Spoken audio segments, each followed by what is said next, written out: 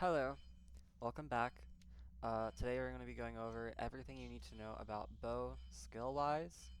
I will be covering minimal gear, everything that's like, pray tell, everyone knows.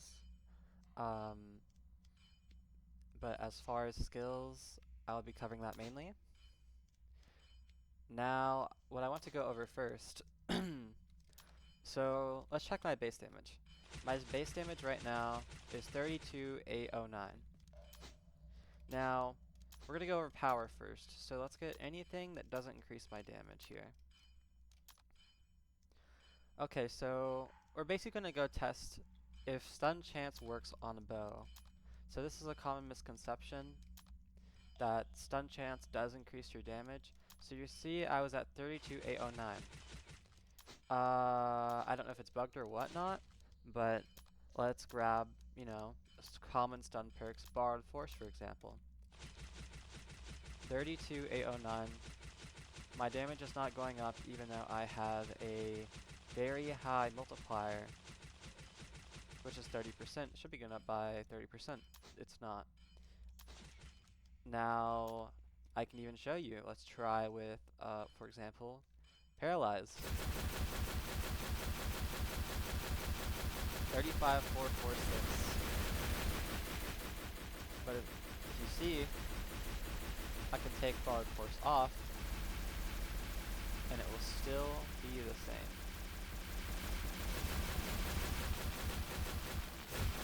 Yeah, 35,446. So, stun does not work on bow. None of these stun talents work. I've tried next to all of them. So, now that we got that out the way, what is worth running for power on bow?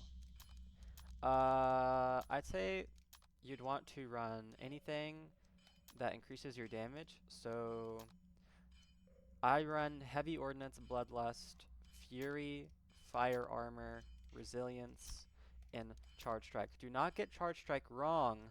I'd say this extra stun chance does not matter, and it's not a proven fact that stun chance works because it does increase your damage.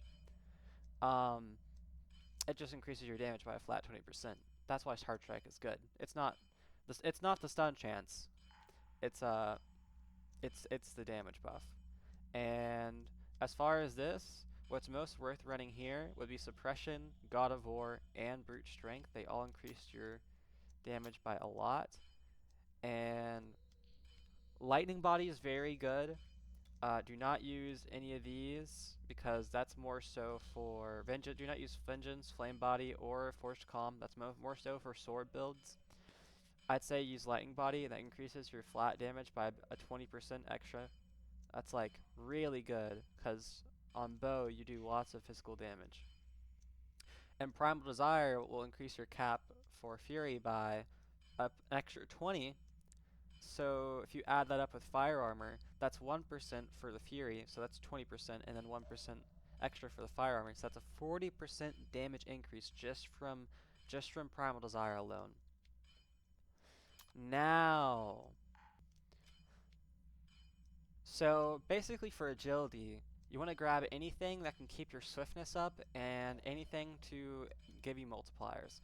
Agility is the best in the game, I'd say, for multiplying your damage by far.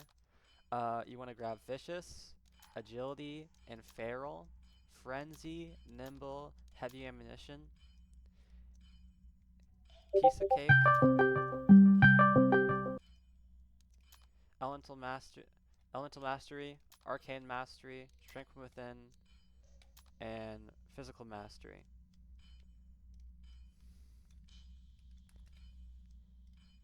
Now, down here you want to grab Mastery because it will increase your power and wisdom, Rage, Close Quarters, and depending on your build, you can switch out tons of stuff in this. I will give an example after this. If you're running, for example, the Eldritch Mana, Prodigy, Giant Slayer build. Now, this is where it gets interesting. If you have higher wisdom, I recommend running Winter's Grasp. But if you don't have high wisdom, like I only have 200, if you have 300, it's justified to run Winter's Grasp. But if you're not running the Eldritch Mana, Giant Slayer build, it's not really necessary. If you're just running Proliferating Plate, I would say use Bestial Fury and Omnipotent if you have the extra arrow from Double Strike. If you do not have Double Strike, just skip this, get Coordinated Shot and Omnipotent. People say Coordinated Shot's bad, but it does increase your damage by a flat 70% technically if you think about it. Now, as far as elemental accumulation, so the problem with elemental accumulation, I used to think that it was actually pretty good, but the problem is you're investing 50 points when that 50 points could be going into close quarters, when that 50 points could become a piece of cake. Elemental mastery, your strength from within, you're wasting 50 points for all this multiplicative damage you can get from your focus bonus. Also, by the way, your focus can get up to 19. So basically, if you look right here, gain 1 in critical chance and 5% critical damage per stack. So that amount of focus would be 95% plus the bonus from your strength from within. So that would be an extra 20%. So it would be 115% physical, and I mean not physical, critical damage bonus. So focus is king for bow. You need focus for everything. I cannot stress it enough. You need focus so bad. You need focus bad. You need it. It's non-negotiable. Okay, this is for Proliferating Plate, as if you're going that build. You want to get Mana Overload. I don't recommend getting Mana's Blessing when you could get the extra 3% crit chance, and gain 1 mana on kill just makes your life easier. I don't recommend getting Proficiency for any bow build. You have barely any skill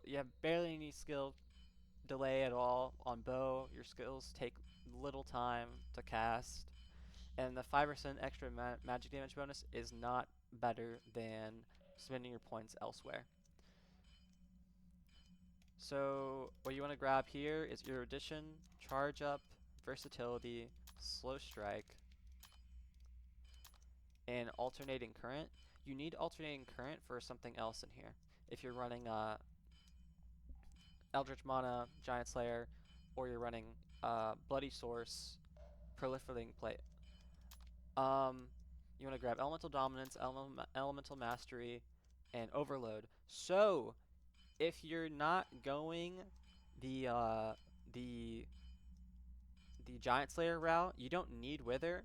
But if you're going the Giant Slayer route, I recommend it. It does help because your base damage with not firing skills will go down by a significant amount. This is the higher base damage loadout. But if you're running Giant Slayer, I recommend getting Wither.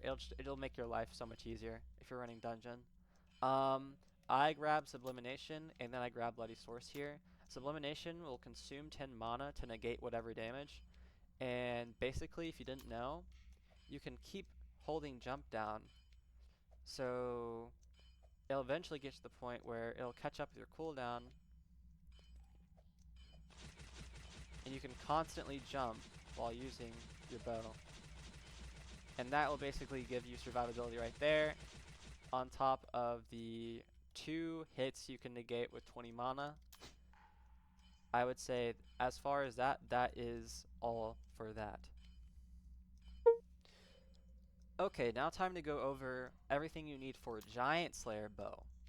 So for Giant Slayer bow, you can run Winter's Grasp, Bestial Fury, or Omnipotent, assuming you have Double Strike. If you don't, of course, you have to grab Coordinated Shot. There's no excuses there. But preferably, if you have Double Strike, you can go either one of these.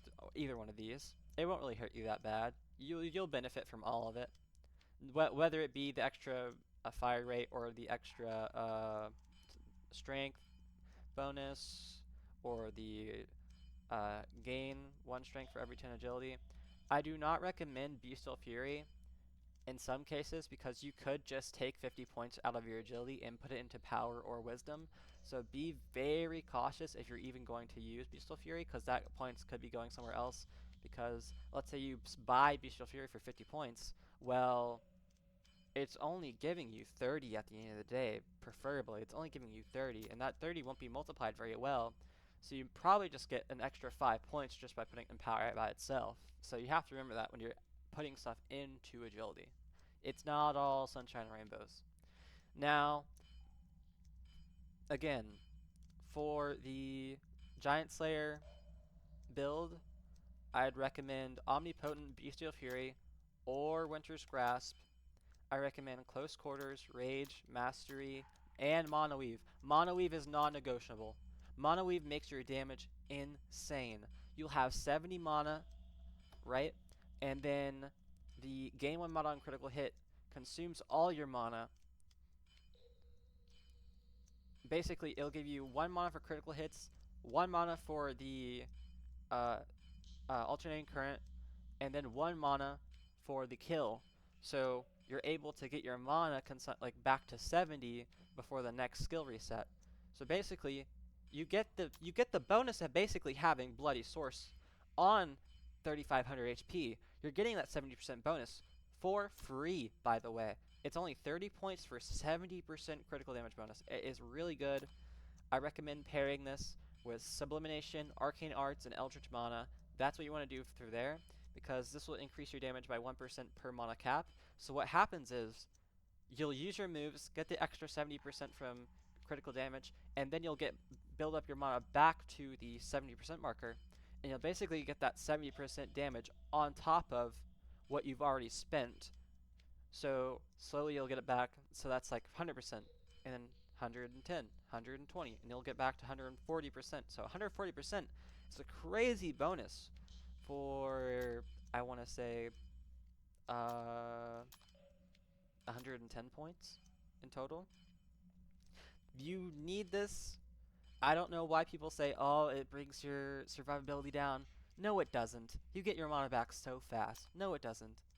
If you want to do damage, if you want high numbers, if you want like clickbait, you know, like you want really cool builds that do tons of damage, I recommend Mana Weave. It's great.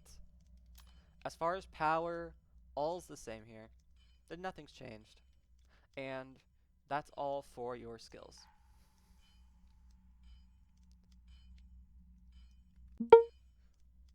Okay, one more thing I want to go over also. A common misconception with bow. So I'm doing 35, 363. A common misconception with bow is that you would want to run storm power over something like overload or elemental dominance or elemental mastery. Do not use storm power. I do not recommend it. This is clearly for mages. I'll give you an example. So I'll come over here. I'm doing 35, 363. I'll use my lightning. So it'll build up to 40. Okay, 40, 40, 40, 40. And then it drops back down. It maybe lasts for 3 seconds of that whole duration. It doesn't last for a whole long time. So it's there. It's there. It's there. It drops. It drops. And the skill's still going, by the way. The skill's still going. And it's a very minute bonus because you know why? The sad part is it's not flat damage, it's actually natural damage. Right here. It just increased. So do not be fooled. Do not use storm power. It is not good. Don't. Your chest piece, you will need all 3 substats preferably full rainbow, maybe 2 rainbow, 1 red. It's fine. Same thing with boots.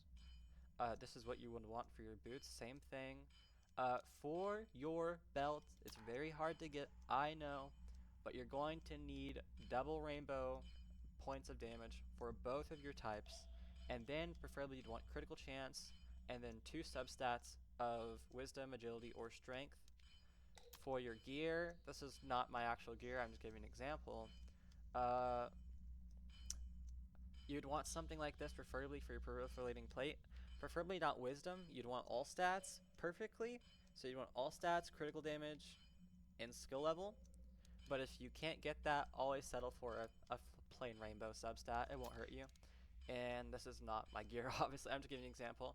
And for something like your prodigy, you want skill level, uh, strength, or agility. You can swap this out for critical chance if you want instead of critical damage.